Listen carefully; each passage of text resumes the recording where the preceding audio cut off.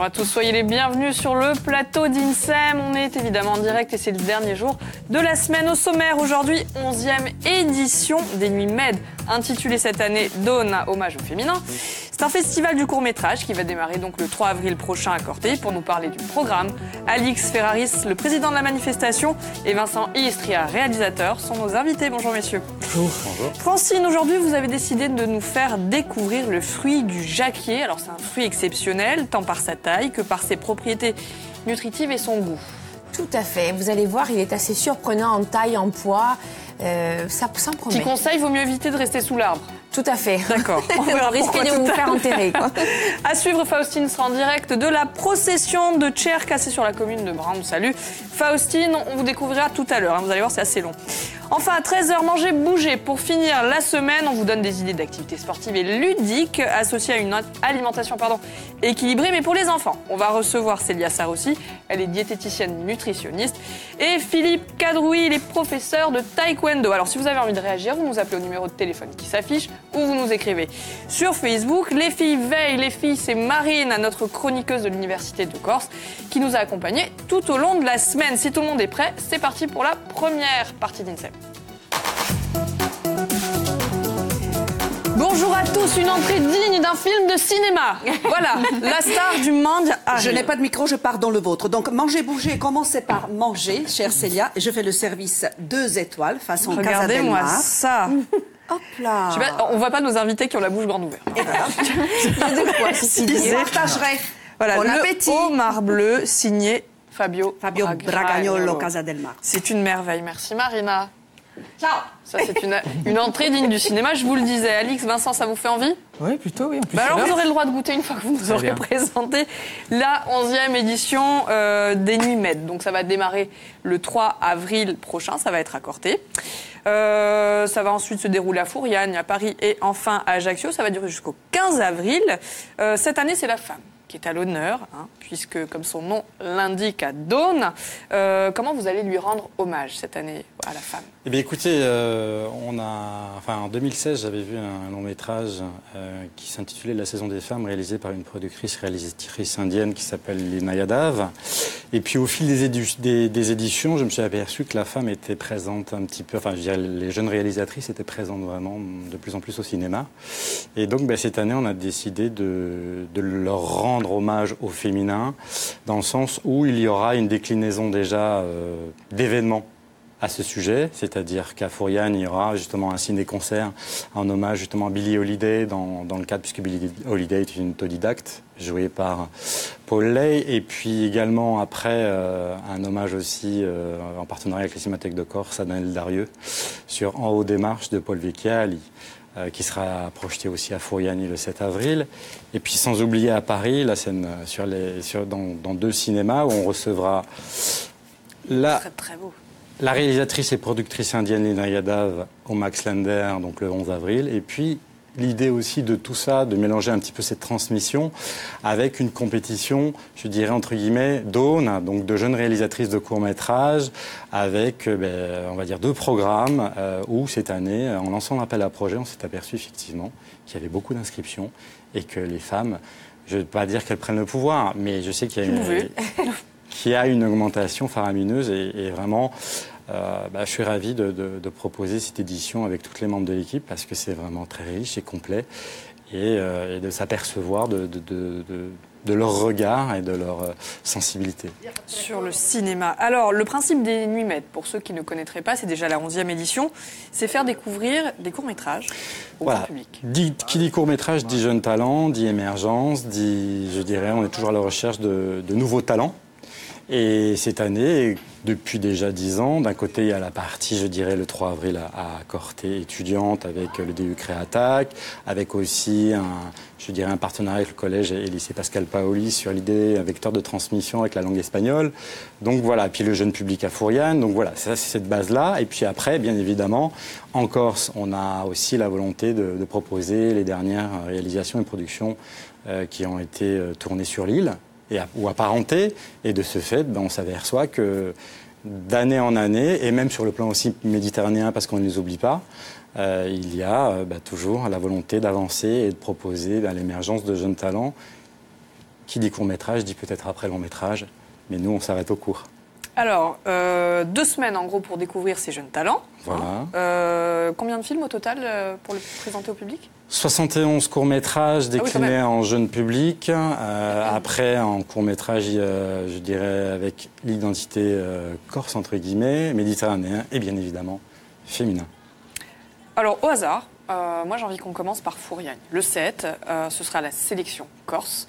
On a choisi le film de Léonard Agourt, ça s'appelle Ferretti, ça parle de quoi? C'est 2 jeunes garçons qui sont au village entre matchs de foot et ils vont dans le maquis et là ils rencontrent un fugitif qui est interprété par une main de maître par Cédric Capieto, qu'on ne présente plus, qui est je pense un comédien de chez nous qui monte et j'espère pour lui qu'il ira loin. Voilà, donc et puis surtout pour ce jeune réalisateur qui, lui, a fait ce film et qui est produit et réalisé par la Fémis. Alors, ce que je vous propose de faire, c'est de regarder un extrait tout de suite.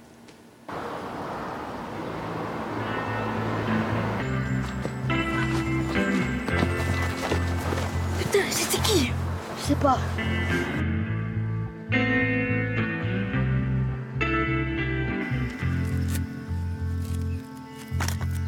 Il est en cavale.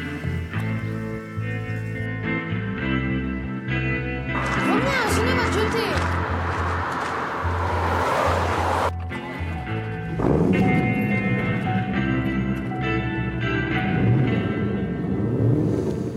Enfin, c'est assez intéressant. Donc plutôt de l'ordre du dramatique, ce court-métrage? Je dirais plutôt social et puis en même temps une pointe entre la volonté, une identité, une notion de territoire aussi. D'accord, donc une découverte corse. Allez, on va faire une petite parenthèse avant de développer le programme des NUMED. On va retrouver Faustine. Elle est en direct de la procession de la Cerca. Salut Faustine, comment ça va? Salut, bonjour à tous. Effectivement, on est en direct de Pozzo sur la commune de Brando pour voir la procession de la Cerca. On est en compagnie de Madame Fraticelli qui, elle, la connaît bien puisqu'elle l'a faite depuis sa plus tendre enfance. Bonjour Madame Fraticelli. Bonjour. Pourquoi ça s'appelle la procession de la Cerca? Parce que c'est une recherche. Voilà. Cercare, chercher. Tourner autour du Christ qui est mort pour nos péchés. Dans le cadre de la confrérie, de soi-même. Voilà. Et c'est pour ça qu'on l'appelle a Cerca. On dit, on fait a Cerca. Comment elle se passe, cette procession? Racontez-nous. Alors, la procession est organisée par les confréries. Il y a 4 confréries à Brande. C'est celle de Pozzo. Et ce sont les confréries qui organisent les processions. C'est pas le clergé. Et donc, cette procession se déroule suivant des statuts particuliers. Elle est conduite par un prieur et un sous-prieur. Il y a ensuite toute une organisation, ceux qui conduisent la procession, i gabilast, ceux qui tiennent l'ordre, i mazzeri, et tout ça est très organisé. Il y a les petits-enfants, il y a voilà, les femmes. Les femmes ne faisaient pas partie des confréries avant, c'était des confréries d'hommes, organisées autour de principes religieux et caritatifs. Et les femmes, c'était plutôt des pleureuses. Voilà. Expliquez-nous le trajet, parce que c'est assez long, c'est 12 kilomètres quand même. Ah oui, alors, le matin, à 8 heures, on part de l'église de Pozzo, qui est une église privée. On s'arrête à toutes les églises. Et à chaque église, on récite un acte de contrition pour le repentir. Je me repens de mes péchés, je promets de ne plus jamais, autant que possible, ne plus faire des choses. Et à chaque procession, c'est pour ça que je disais qu'à l'intérieur, c'est intéressant, vous allez voir, quand il récite. Et alors, on s'arrête à Porretto, à la Vasile, à Erbalonga, on remonte l'autre vallée, il y a 11 chapelles, dans chaque chapelle, on s'arrête, on prie, on chante. Pourquoi c'est important pour vous de maintenir cette tradition? Alors là, écoutez, ça, la tradition du Vendredi Saint, toutes les cérémonies du Vendredi Saint. Hier soir, par exemple, il y avait l'Office des Ténèbres. L'Office des Ténèbres, ce sont des jeunes. Bon, donc, c'est pas des gens comme nous qui avons. Hein. Non, ils y tiennent. On tient aux cérémonies du vendredi saint, de la semaine sainte, comme on dit. Comment ça se passait quand vous étiez petite? Est-ce que ça a changé ou est-ce que c'est toujours pareil? Dans l'ensemble, c'est pareil. Hein. Dans l'ensemble, c'est pareil. Sauf, comme je vous disais, que les processions étaient précédées d'enfants qui avaient des crécelles. Et et ils marchaient devant, ils annonçaient la procession. Et puis les petites filles n'étaient pas habillées comme cette petite fille-là. On était jusqu'à la communion, on était habillés normalement. Hein, voilà. Après, il y avait les femmes qui, avec leur jupe sur la tête, en signe d'humilité, en signe de tristesse. Voilà. Les hommes sont habillés en blanc et normalement, ils ont une cagoule. Mais ils ne la mettent pas. Ils la mettent et ils la roulent. Mais avant, cette cagoule était descendue devant le visage. Il y avait 2 yeux et on ne voyait pas qui c'était. Mais bon, c'est une procession dans laquelle il y a toujours du monde et on voit qu'elle est suivie même par les jeunes et ça c'est important. Oui, elle est suivie par les jeunes. Ce qui n'est pas le cas de... Mais les grandes fêtes en Corse sont quand même bien suivies. Hein. La Vasine, le 8 septembre, le Niolo. C'est quand même assez suivi, ces choses-là. Ce qui n'est plus tellement suivi, ce sont les messes du dimanche. Merci Madame Fraticelli. Moi, je vous embrasse. Je vous souhaite un très bon week-end à tous. Ciao. Ciao Faustine, profitez bien de votre week-end. Allez, on va poursuivre avec vous, ma chère Francine. Vous nous proposez une découverte. Alors, un fruit exceptionnel qui pourrait faire office d'entrée plat dessert. Tout à fait. C'est un fruit hors norme et c'est le cas de le dire. Je vais vous laisser regarder et juger par vous-même. Il y a une image qui va apparaître. Alors, connaissez-vous ce fruit, messieurs? Non, et je comprends pourquoi il n'y en a pas en plateau aujourd'hui. Donc, il s'agit du fruit le plus gros au monde, la pomme de Jacques ou bien le tijac en créole. C'est le fruit du jacquier. Donc, il peut mesurer entre 50 et 90 cm et peut peser jusqu'à 36 kilos. C'est énorme. Donc le jacquier est originaire de l'Inde et du Bangladesh. Il est cultivé et importé dans les pays, dans les zones qui sont tropicales, en particulier pour son fruit comestible que l'on surnomme aussi le fruit des pauvres. Alors c'est un arbre que l'on dit collifère. Pourquoi? Parce qu'en fait il pousse directement sur le tronc ou bien sur les grosses branches de l'arbre. Le fruit mûr et cru a une saveur douce, a une odeur forte qui rappelle celui de l'ananas et de la mangue. C'est un fruit qui peut remplacer la viande. Alors sa texture fibreuse ressemble à celle du porc ou du poulet. Vous allez voir une image, regardez, une fois cuit. Il est riche en protéines et en sucre lent et ça commande parfaitement avec une alimentation équilibrée. Enfin là, ça ressemble plus à grand-chose. Hein. C'est un substitut de viande employé dans la cuisine végétarienne en Inde. Au-delà de l'Asie, sa commercialisation en fait commence à arriver peu à peu dans les pays occidentaux. Mais peu de restaurants proposent ce fruit, peu de restaurants français proposent ce fruit. Alors, se met à la carte, en fait, mais vous pouvez le trouver dans les épiceries asiatiques. Alors, un conseil... Au niveau de l'empreinte carbone, c'est pas génial. Non. Alors, mais il paraît que c'est très très bon. Je serais curieuse de goûter. Moi aussi, ceci dit, parce que la mangue et l'ananas, c'est plutôt pas mal en goût. Ouais. Donc, si vous allez dans les épiceries asiatiques, vous avez de fortes chances de le trouver, mais armez-vous d'un caddie ou des bras d'une amie pour le transporter. Vous pouvez aussi le trouver en morceaux découpés. Il se déguste donc avec un wok, accompagné de nouilles chinoises, de tofu, de légumes craquants. On peut aussi consommer le fruit vert, haché menu et en plat salé à la Réunion. On le cuit aussi avec du lard fumé pour préparer la fameuse recette populaire, donc le tijac boucan. Alors les graines aussi, elles sont comestibles. Alors si crues, elles sont toxiques. Une fois grillées ou bouillies, en fait, on dit qu'elles ont le goût qui ressemble à la châtaigne, figurez-vous. Alors attention, à ne pas confondre avec le durian qui est un fruit originaire de l'archipel malais. Ah. Vous allez voir, il va s'afficher. Beaucoup moins sympa celui-ci. Il peut atteindre 20 à 40 cm de haut. C'est un fruit volumineux, comme vous pouvez le voir. Sauf que celui-ci a une odeur d'œuf pourri. Ah. Il est également comestible, avec ses graines aussi. Sa chair, elle se consomme nature ou avec de la crème glacée. Alors, à cause de son odeur épouvantable, sachez que beaucoup d'endroits en Asie du Sud-Est affichent un panneau durian, no durian admitted, pas de durian admis. Donc, à bon entendeur, salut. En même temps, si ça sent l'œuf pourri, non, c'est pas. Mais il y en a qui le mangent, qui le consomment. Vous avez déjà pas le second, mais le premier, vous avez déjà essayé le fruit du jacquier. Non, ça arrive à peine. Vous avez droit au mât en attendant. Voilà. En tout cas, merci beaucoup pour cette curieuse découverte, Francine. Allez, on rappelle, 11e édition Des Nuits Med, ça va commencer mardi prochain. Une affiche magnifique. Oui, c'est un shooting de l'actrice Margot Bensilon qui avait joué dans le court-métrage de Frédéric Farouj, Sissou, et le long-métrage de Patrick Mill, Going to Brazil. Et ça a été shooté par Laurent de Paep, qui est membre du festival, qu'on connaît un petit peu en Corse, au Grand Action à Paris, avec une déclinaison. Donc voilà, on a essayé de mettre l'actrice, la femme à l'honneur, dans le cadre du cinéma. Avec un autre jeune talent, donc. Exactement.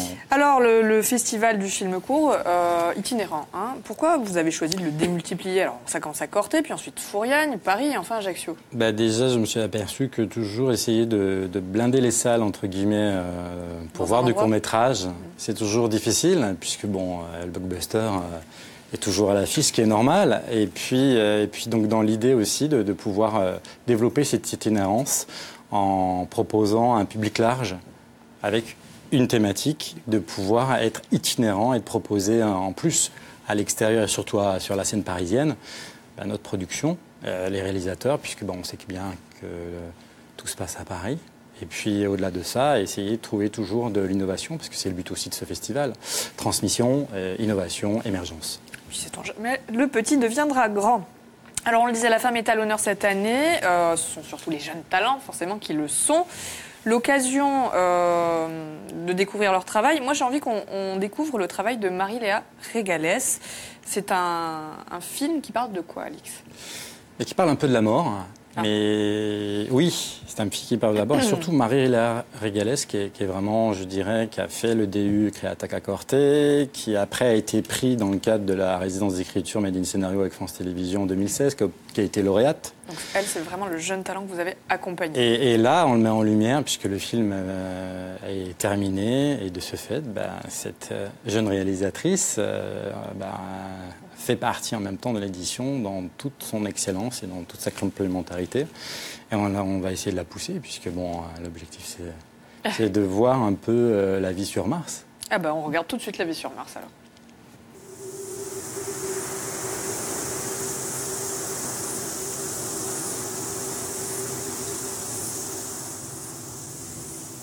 Un soir, Stéphanie m'a emmenée sur son scooter dans les montagnes. Et de là-haut, on voyait le lotissement. On aurait dit une base spatiale.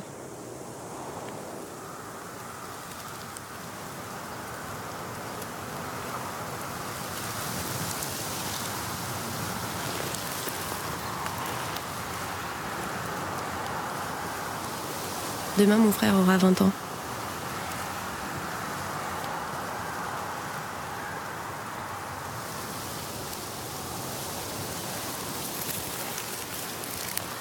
Je sais pas si on peut quand même fêter son anniversaire.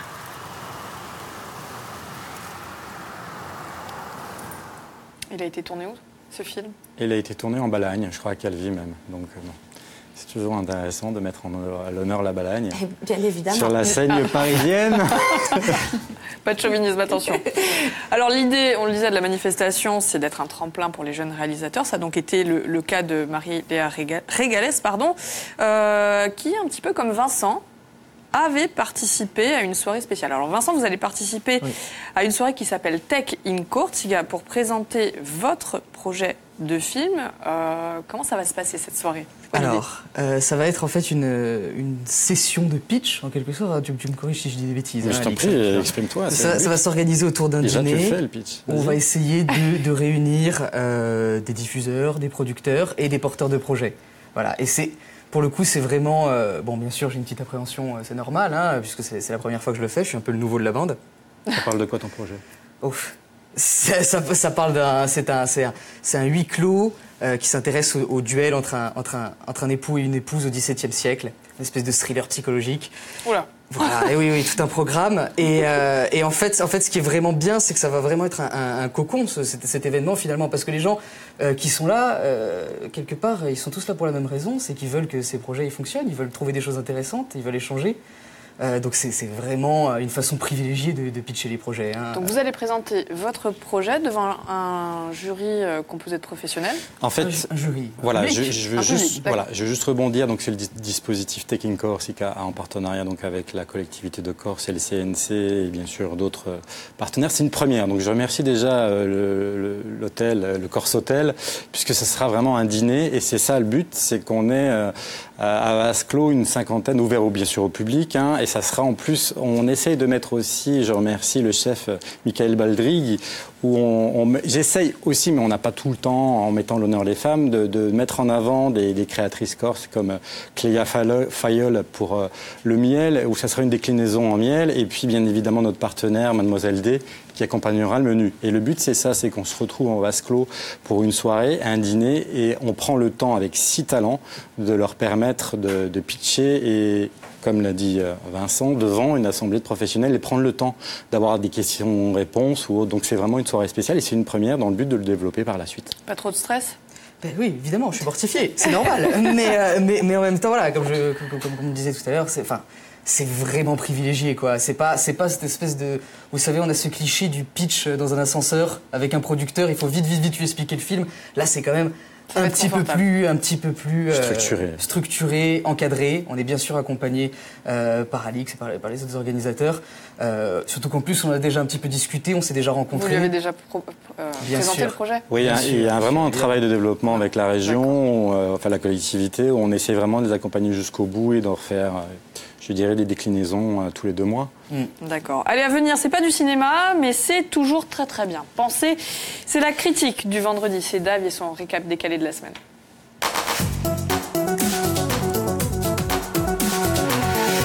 Bonjour Dave. Bonjour Célia, bonjour à tous. Aujourd'hui, j'ai choisi d'évoquer ce grand outil de déballage qui rebooste notre ego à coups de pouce vers le haut. Aujourd'hui, on parle de Facebook. Lundi, je me pose une question parmi tant d'autres. Mais que ferions-nous sans Facebook ? Je vous le demande. D'une part, mes amis ne pourraient plus admirer mes sublimes portraits pris en 36 exemplaires pour proposer le meilleur, ça va de soi. Mes amis ne pourraient plus lire les articles que je partage, comme cet article de Télérama intitulé « Pourquoi les Bac+5 quittent leur job pour conduire un food truck ?» Article que personne ne lit évidemment. Mardi sur Facebook, il y a de tout. Des citations pleines d'espoir, comme ce petit mot d'Albert Camus à René Char. « Plus je vieillis et plus je trouve qu'on ne peut vivre qu'avec les êtres qui vous libèrent et qui vous aiment, d'une affection aussi légère à porter que forte à éprouver. » C'est beau, hein ? Mercredi, grâce à Facebook, on découvre les tatouages de nos collègues, la gastro du voisin, les goûts discutables d'une vague connaissance en matière de musique. Bref, on sait tout. Et puis, il y a Gérard sur Facebook. Gérard qui croit dur comme fer que grâce à une fraude aux allocations, les plus démunis gagnent 8 000 € par mois. Jeudi, Facebook me rappelle ce que je faisais il y a 1 an, 2 ans, 3 ans, voire plus. On reçoit des invitations à longueur de journée pour jouer à Candy Crush. Donc, à un moment donné, on cède et on joue à Candy Crush. D'ailleurs, je suis certaine qu'un jour, il y aura des centres de désintox Candy Crush, puisque tu deviens accro après y avoir joué 5 minutes. Vendredi, c'est aujourd'hui. Et comme chaque vendredi, je poste une photo pour avertir mon fan club de ma chronique dans cette émission. D'ailleurs, je m'interroge sur l'éventualité de quitter Facebook, mais je n'en ai pas le courage. Sait-on jamais que je ne manque l'info du siècle, le selfie à ne pas manquer. En plus, comme j'essaie d'arrêter de fumer, je me dis que l'on ne peut pas tout stopper en même temps. Ainsi, plutôt que de perdre du temps sur les réseaux sociaux, je convoquerai Winston Churchill pour refermer cette chronique. Il aurait pu la publier d'ailleurs sur Instagram. L'un des problèmes de notre société aujourd'hui, c'est que les gens ne veulent pas être utiles, mais importants. Merci de votre attention. Merci Célia. Et à vendredi. Allez, à vendredi. Dites-le que vous êtes accro à Facebook. On le sait. Allez, dernier jour de la semaine. Dernier jour de la semaine, le long week-end de Pâques en perspective. Marina va nous faire un point sur la tradition en Corse.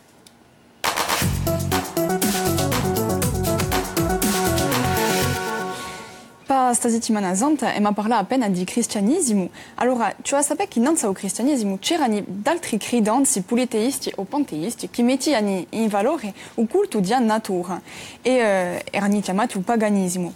E tu sapere che la maggiorità di questi cristiani a principio erano pagani e come il cristianesimo in America è riuscito a tombare questi credenzi anziani, hanno fatto una reinterpretazione. Allora, per esempio, qui per la settimana santa e Pasqua, che è il momento più importante di un calendario religioso, infatti, questa credenza era basata nel cambiamento di stagioni e l'equinozio di Uerano, posto che si passa dall'inverno a Uerano. E allora ci vuole festeggiare la natura e la rinascita di questa natura. Ma per i cristiani manca appena ci vuole parlare di natura, allora hanno scelto di parlare di Cristo e della resurrezione di Cristo, che rinasce a domenica dopo 3 giorni di morte. E le rappresentazioni pagane mettono in avanti la rappresentazione di un cerchio, posto che abita e lo dice sempre in un ciclo di giornata, di a stagioni, la nata, a vita, e su cerchio si ritrova in parecchie forme, per esempio il cacavedo, il biscotto di Pasqua, in cui di no l'ou, che rappresenta già la rinascita e la vita, e di no in della granitola, che si faccia assai in calvi, in Balagna, per esempio, e che rappresenta questa spirale di rinascita a vita. Allora, se voi siete in Sartè, in Calvi, in Bonifacio, potrete di sicuro approfittare di questi feste pasquali e questi rituali sono appena tra paganesimo e cristianesimo, ma che permettono sempre questi momenti di adonita e di spartire. È vero. Merci beaucoup, Marine. Allez, ne mangez pas trop ni de cacahuètes ni de chocolat. On rappelle, 11e édition des Nuits Med, ça va commencer le 3 avril prochain, ce sera à Corté, puis ensuite Fouriane, Paris, enfin Ajaccio. Ajaccio, ce sera le dernier rendez-vous. Avec une soirée un petit peu spéciale. Toujours en partenariat avec l'Ellipse. Vraiment, je remercie Michel Mondiovan et son équipe. Donc, une nuit du cours conceptualisée sur Dawn, hommage au féminin, avec l'idée aussi de mettre en avant peut-être une comédienne, ou à même sûre, qui s'appelle Caminez, qui présentera justement, qu'elle a la carte blanche sur un des textes juste avant les séances. Et puis, on a l'honneur de recevoir le Festival de Clermont. On a l'honneur de recevoir TV5 Monde et bien sûr à Libre Cours France 3. Et bien évidemment, ce sont des femmes qui ont fait une programmation de films de femmes.